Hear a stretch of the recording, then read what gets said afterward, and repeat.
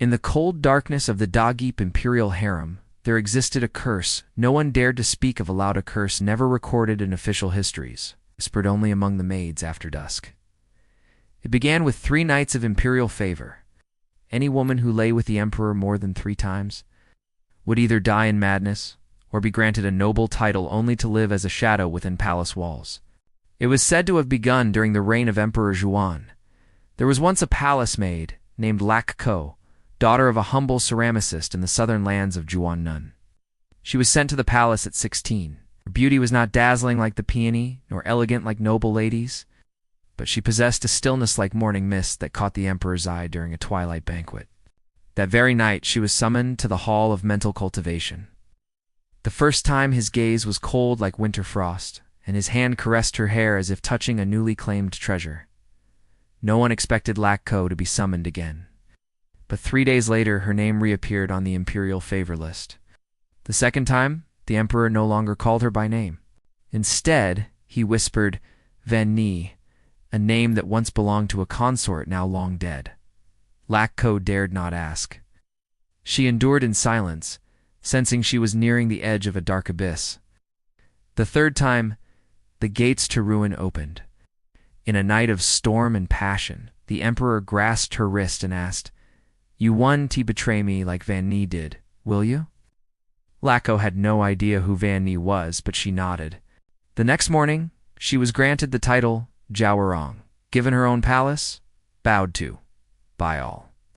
But after that, she was never summoned again. Her maids disappeared one by one. Eunuchs avoided her eyes. They said that after 3 encounters, the emperor grew suspicious.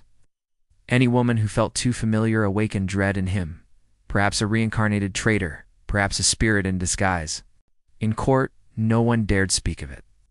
But in the harem, old servants lit incense every night to pray they would be summoned no more than once. Lac Ko became the emblem of a silent taboo. She lived in gold and jade, but day after day heard only the wind howling through her lattice windows, dreaming each night of blood staining the lotus platform. 1 year later, she went mad. She wandered the palace like a ghost, murmuring the name Van Ni. One morning, she was found hanged by a pink silk ribbon, the same one she had been gifted during her elevation. The emperor never spoke of her again. The official record simply read, Jiaorong of the Lac clan died of mental illness. Ow. But the palace knew it wasn't illness. It was the fate of those loved too much. Nearly 2 centuries after Lac Ko's death, during the Ming dynasty, the curse surfaced again, not in a maid, but in a noble-born woman. Her name was Man Nu, 3rd daughter of the Marquise of Zhenyu, a loyal subject of the throne, intelligent, graceful, schooled in music and literature. Alec! She entered the palace at 17 and was granted the rank of talented lady, 5th class. The court expected her to rise through intellect. But her quiet beauty bewitched the Emperor Rinzong, then nearly 50 and rarely visiting the harem. After a chance encounter in the imperial garden, she was summoned that very night. Whispers spread rare for a newcomer to be favored so soon. The first night passed in stillness. The second came when she performed a zither piece so sorrowful it brought tears to the emperor's eyes. That night, he said nothing, just held her hand as if clinging to a memory. Ow. But the third night sealed her fate. It rained heavily. Thunder cracked across the sky. Manu was brought to the hall of flourishing joy. The storm uprooted Treza dark omen. That night, the emperor didn't touch her. Instead, he stared long and whispered, You're sent. It's just like someone who once died. But terrified, she remained silent. The next morning, she received no reward, only a quiet order to return to her chambers and never leave. A week later, she was accused of sorcery. No one knew by whom, only that the complaint came from the imperial household. She was arrested, whipped until bones broke. Yet, through it all, she smiled a smile so haunting, her interrogators fled the room. She was cast into the cold palace, forbidden any visitors. 1 year later, a eunuch found her corpse, its eyes wide open, face scratched bloody by her own nails, dried blood around her lips. The chamber reeked of familiar incense, the same worn by a long-dead consort 3 decades earlier. No funeral, no ancestral tablet, her name erased from records. But among servants the whispers grew, never be favored more than thrice. The palace knew the truth. Proximity to the throne invited destruction. For man knew 3 nights of favor brought not glory, but damnation. The emperor had a policy decreed in secret. No woman may lie with him more than twice. Those who did were removed. Outsiders thought it was for the emperor's health. Those within knew it was to keep the curse asleep. People believe emperors sit above all, but few understand that only emperors bear the fear of ancient curses. The 3-night curse was not a punishment for women. It was a shadow stalking the emperor himself, passed through generations. It's from Latko to man new and all others. They all died speaking one name, Vanni. No official records mention her. No family trees trace her line. But a rotting letter found behind the royal study wall during the Liang dynasty unveiled a chilling truth. It's the unsigned note, written in a powerful hand, surely imperial. Right? I have never regretted a woman, except her. 3 times, only 3, but enough to tear my soul in half. Below, nearly faded, were the last visible words. Vanni, forgive me. Who was Vanni? Some whispered of a consort who lived alone in the hall of autumn moon, a hall reserved only for empresses. She had no title, no servants, but a blind maid and a mute eunuch. In the 3rd year of the Liang emperor's reign, chaos erupted after her arrival. Loyal ministers vanished, fanatics rose. They said the emperor heeded only one voice, hers. 3 nights, just 3, the hall remained lit. After the 3rd, the sound of a guzheng echoed in the harem, though no player was seen. The emperor ordered the hall burned to the ground, calling it spiritual cleansing, yet no body was found. Only a single silk sash on the doorstep, embroidered with, "To love you thrice is enough." Since then, no emperor lay with any woman more than 3 times. A secret directive etched into hidden scrolls. Women summoned thrice must be relocated or erased. Historians call it order. The court called it heaven's will, but palace insiders whispered its true name. Vanni's verdict. A forgotten tomb near Luoyang, said to hold her remains, yielded nothing but a decayed scroll of a woman in white, holding a silk fan. Her eyes, painted in cinnabar, remained blood red after centuries. The scholar who found it died days later, whispering, "She's still alive."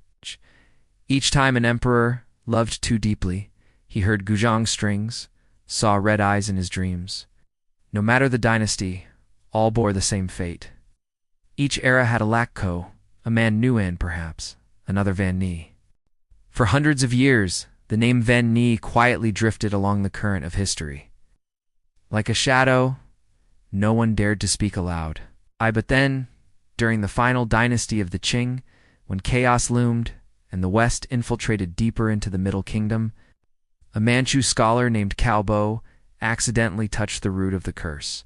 Cao Bo was neither a court official nor a mystic, but a man obsessed with forgotten chronicles and strange truths buried within palace walls. He was granted access to secret archives inside the Forbidden City documents no ordinary person would ever lay eyes on. In a decaying cabinet beneath the Palace of Heavenly Purity, he found an untitled dossier. Its cover was marked in blood with 3 characters, Tam Ghui, the 3 times calamity.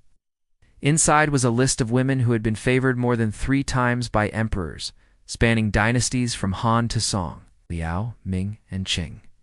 Every single one met the same fate: madness, death, or disappearance. What chilled Cao Bo most were the faint handwritten notes beside each name, Vanni possessed. He began to connect the pieces. From LCCC to MGN. Na, and even Qi Yuan, a consort under Qianlong. Famed for her ethereal beauty, but later forced into religious seclusion after being favored 3 times. They all shared the same fate, and all had heard or dreamt of the sound of a guzheng playing at midnight. Cao Bo didn't believe in ghosts, but he believed in patterns. He believed that behind these eerie coincidences lay a truth long distorted by power and fear. He began to suspect that Vanni was not a person, but a memory. A memory belonging to the first emperor of a dynasty, lost to history and emperor, who once loved a woman so deeply that when she betrayed him, he killed her with his own hands. But she did not truly die. Or perhaps her body perished, but her essence, her love, her hatred, her longings separated from her flesh and wandered endlessly. That essence clung to the memories of emperors and generations to come. Every time an emperor truly loved a woman, Veni returned, not to murder her, but to inhabit her. LCCC laughed in madness. Mgn Na spoke to shadows. Kiwan chanted every night in a language no one recognized. They were no longer themselves after the third night beside their emperor. Calbo documented everything and drafted a memorial for the court. But that document never reached the emperor. 3 days later, Calbo set himself on fire in his study.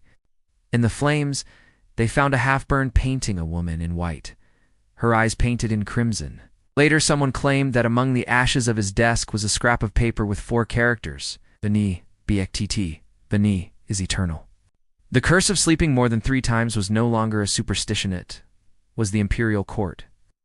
A hidden mechanism to protect the throne from something no one could explain, the return of a love scorched but never exercised. That is why secret edicts strictly prohibited excessive favor.